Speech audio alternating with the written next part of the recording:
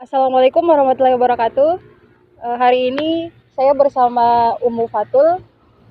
Kita akan membahas tentang yang lagi viral nih, tentang akan adanya penayangan jejak khilafah di Nusantara. Nah, kami sebagai Muslimah Buton ingin tahu kan di Buton juga ada Kesultanan Buton. Nah, apakah ada hubungannya khilafah itu di Pulau Buton? Tapi sebelumnya kita mau tahu dulu apa sih khilafah itu? Ya, soalnya banyak sekali orang yang menganggap bahwa khilafah itu adalah ideologi yang berbahaya yang dapat mengancam NKRI. Ya, menurut Umum khilafah itu apa sih sebenarnya? Assalamualaikum warahmatullahi wabarakatuh. Alhamdulillah, puji syukur kepada Allah Subhanahu wa taala karena hari ini saya diberi kesempatan ya untuk bertatap muka dengan iwafillah sekalian di apa di Benteng Buton ya, Benteng Kesultanan Buton yang penuh tempat bersejarah ya bagi rakyat Buton. Salawat serta salam tidak lupa kita sampaikan kepada junjungan kita Nabi besar Muhammad SAW, kepada para keluarga beliau, para sahabat beliau, dan pada para pengikut beliau yang tetap istiqomah di jalan beliau hingga hari kiamat.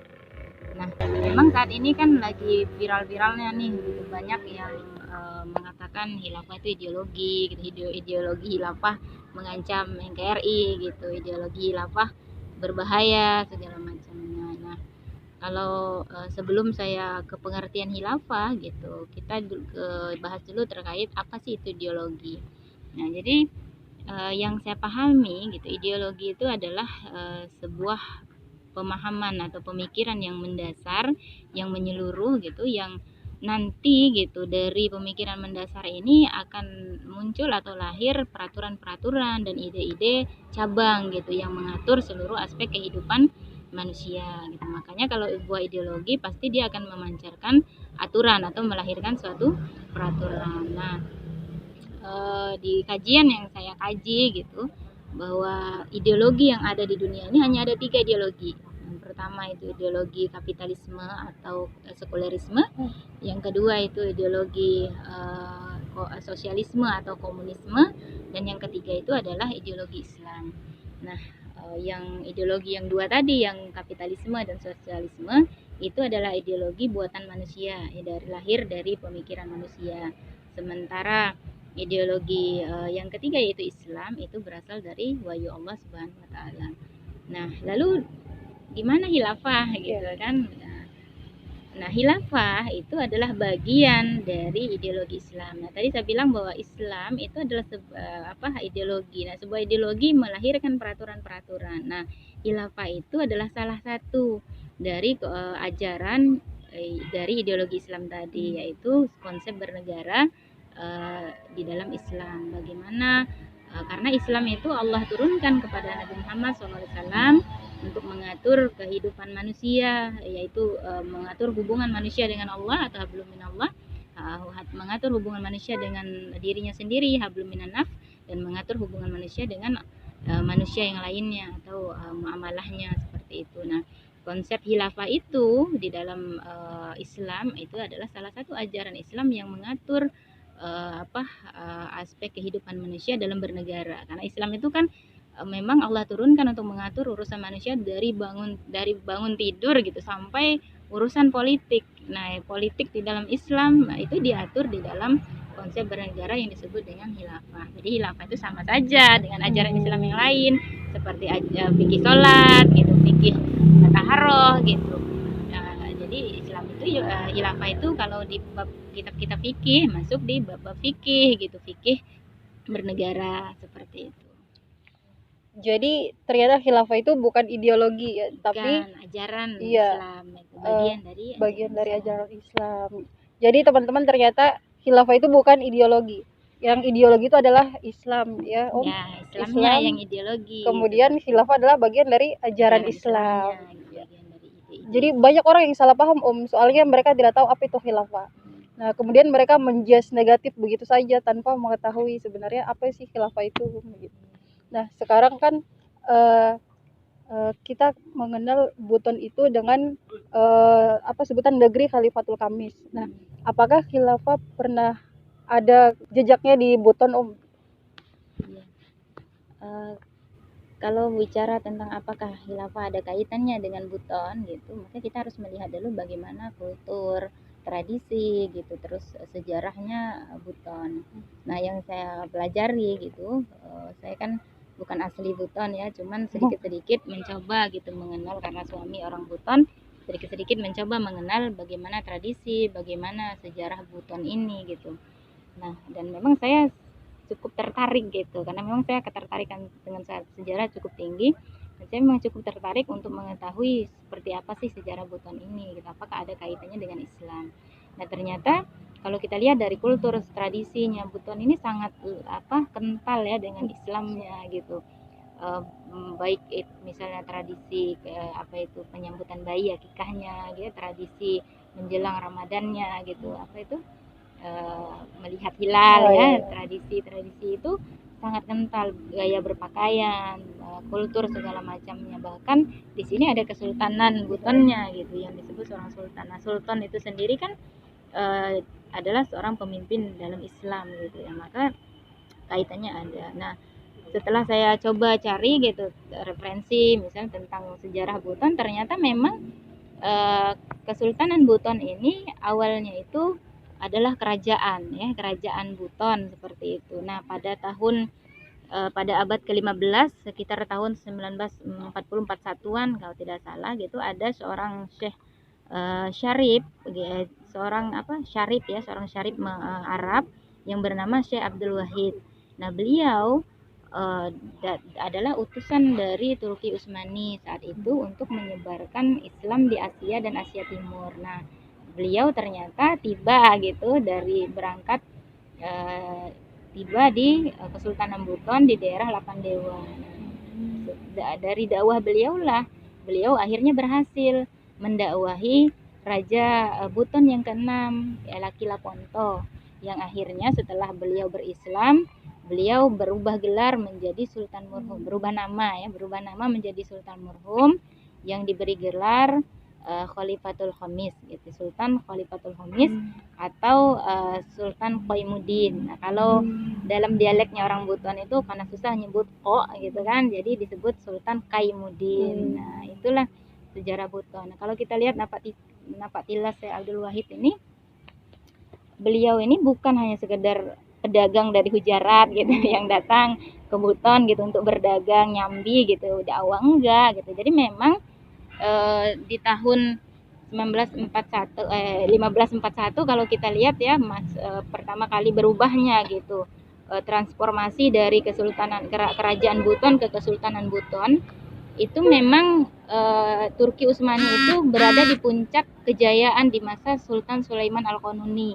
Jadi Sulaiman Al-Qanuni itu sangat terkenal gitu, the king of Sulaiman, yang beliau adalah Sultan Utsmani gitu, Khilafah Utsmani saat itu yang memimpin pada 1520 sampai 1556. Beliau adalah sultan yang memang khalifah yang memang sangat memperhatikan penyebaran Islam ke seluruh penjuru dunia. Beliau berhasil menaklukkan Serbia, menaklukkan Hungaria, menaklukkan semenanjung Balkan gitu sampai ke Afrika dan Austria Wina, dan juga di wilayah Asia, nah termasuk Nusantara. Nah, Syekh Abdul Wahid itu adalah utusan dari Sulaiman Al-Qanuni ini seperti. Jadi masuknya Islam di Buton ini di puncak-puncaknya kejayaan Khilafah Turki Utsmani. Jadi kalau ada kaitnya tentu saja gitu, karena memang di dalam Islam gitu tugas menyebarkan dakwah itu adalah memang tugasnya negara, tugasnya khalifah, yaitu dengan dakwah dan jihad. Nah, Indonesia atau Nusantara ini ditaklukkan bukan dengan kekerasan, bukan dengan peperangan. Berbeda dengan wilayah-wilayah yang ada di Eropa. Karena rakyat Indonesia ini menerima gitu Islam dengan baik, bahkan rajanya langsung yang menerima, maka Islam langsung diterima oleh masyarakat dengan baik. Makanya wilayah Nusantara ini dimasukkan dalam tanah usuriyah gitu, tanah yang ditaklukkan dengan damai. Nah, karena memang di dalam Islam menyebarkan dakwah itu adalah suatu kewajiban dari Allah Subhanahu wa taala. Masya Allah, ternyata kita bisa berislam di Buton ternyata karena memang ada Khilafah Utsmani yang Ya. menyebarkan Islam ke seluruh Nusantara. Salah satunya di Buton nih Om. Ya, kalau nggak ada utusan dari Utsmani, bisa jadi kita masih animisme gitu kan. Balik ya. Ya bersyukur gitu adanya khilafah, karena memang salah satu tugas khilafah itu melakukan dakwah, menyebarkan Islam ke seluruh penjuru dunia, dan metodenya itu dakwah dan jihad. Begitu. Ternyata memang khilafah itu memiliki jejak di seluruh Nusantara. Tapi kenapa sepertinya khilafah itu asing di telinga masyarakat Indonesia? Ya apalagi di Pulau Buton. Bahkan Iya, bahkan dianggap gitu ya. ancaman dong. Iya. Nah, kenapa khilafah itu sampai hilang dari sejarah gitu? Bahkan saya sendiri yang dari kecil udah ngaji gitu ya, nemu khilafah itu udah kuliah gitu. Itu pun karena belajar dari sebuah kelompok gitu kan, mempelajari Islam itu. Nah, tidak lepas dari apa gitu, dari upaya dari orang-orang barat gitu, orang-orang kafir gitu, untuk menutupi sejarah Islam, karena memang khilafah itu sudah runtuh pada 1924 di Turki Utsmaniyah. Nah, ketika Mustafa Kemal Atatürk yang menjadi anteknya Inggris saat itu untuk menghancurkan khilafah, berhasil gitu memproklamirkan Turki, kebangsaan Turki yang sekuler, yang bebas dari Islam. Mereka memang sudah sejarah itu memang dirubah. Jadi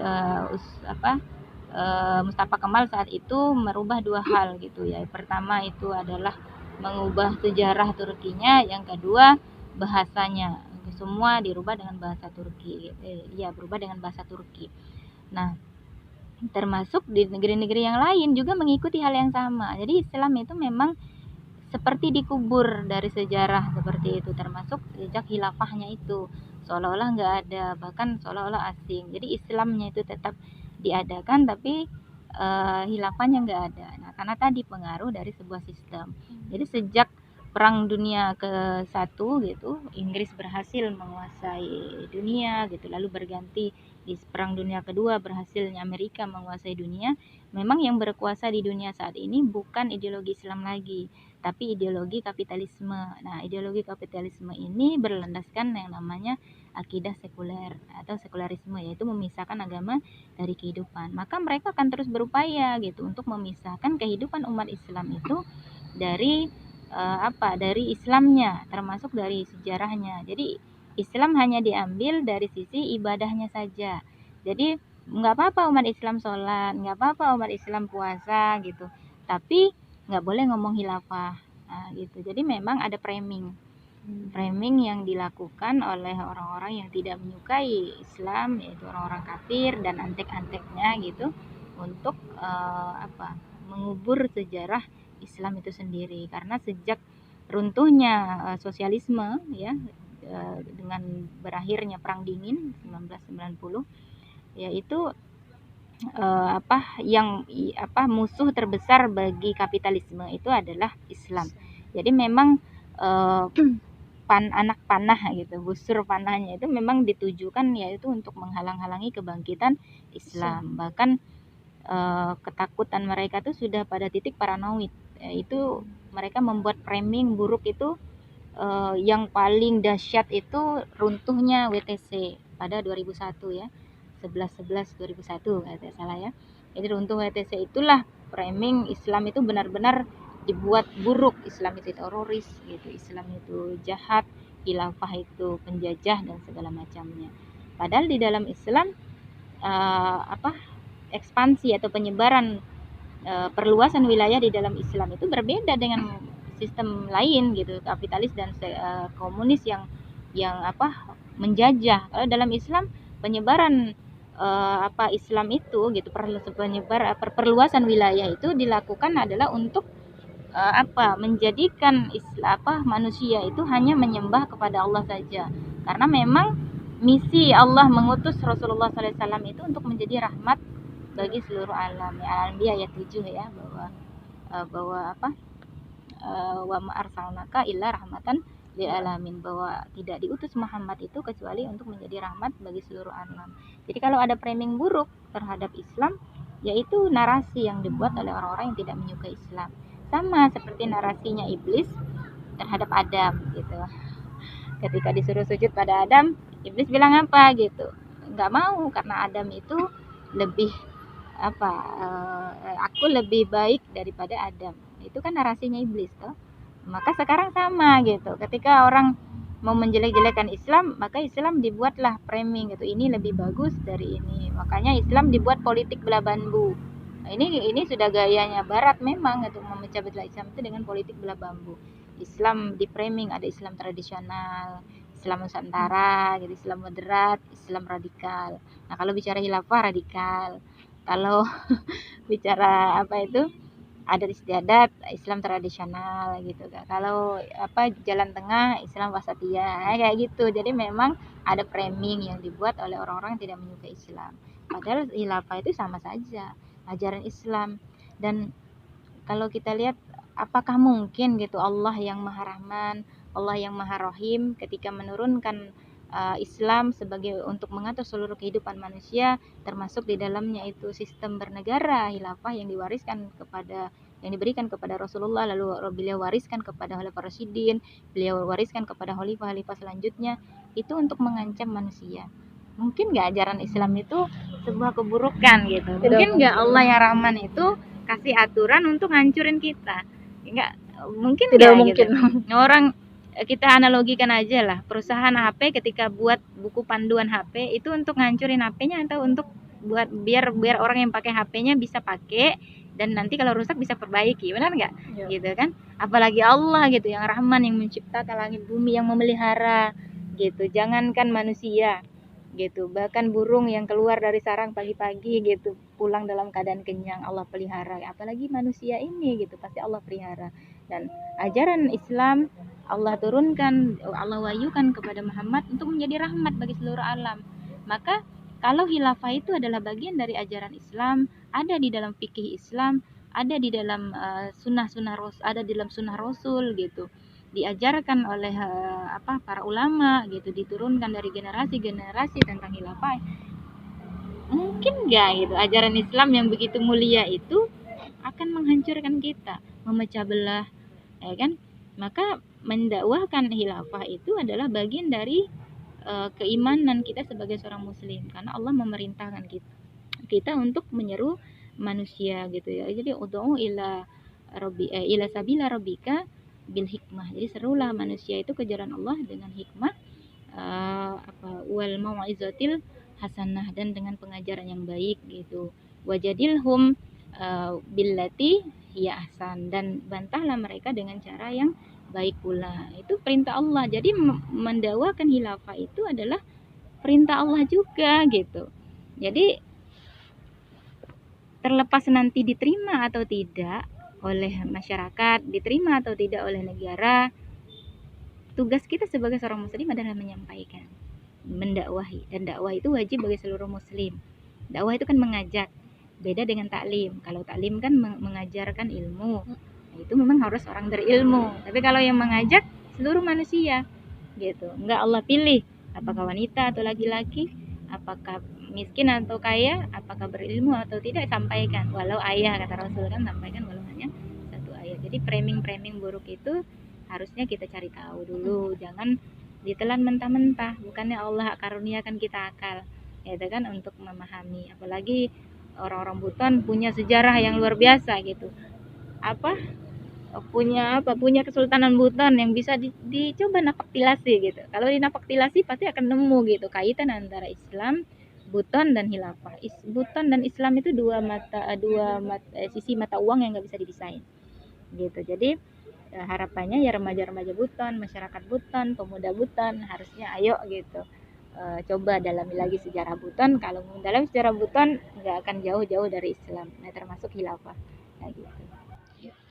Jadi kita tidak boleh langsung percaya dengan framing buruk terhadap khilafah. Apalagi kan khilafah itu warisan Rasulullah ya, dulu ya. Hingga akhirnya Islam itu kan bisa ada kita rasakan kan karena adanya dakwah ya. Jadi kita sebagai seorang muslimah yang mempunyai kewajiban untuk berdakwah, jangan ragu untuk mendakwakan tentang khilafah. Apalagi kan jejak khilafah itu sangat terasa sekali di Buton. Sebagai orang Buton nggak boleh malu-malu gitu, karena itu merupakan sejarah kita, dan orang hebat itu selalu ingat sejarahnya. Alhamdulillah, sekian bincang-bincang kita. Semoga bincang-bincang kali ini bermanfaat untuk kita semua. Dan kita sebagai pemuda Buton harus semangat ya, terus berdakwah untuk menyebarkan Islam dan mempelajari sejarah Islam seperti apa. Terima kasih sudah mau menyempatkan waktu untuk berbincang-bincang bersama kita, membahas tentang jejak khilafah di Pulau Buton. Jadi alhamdulillah akhirnya kita tahu seperti apa jejak khilafah di Buton dan pentingnya ternyata khilafah itu di dalam Islam.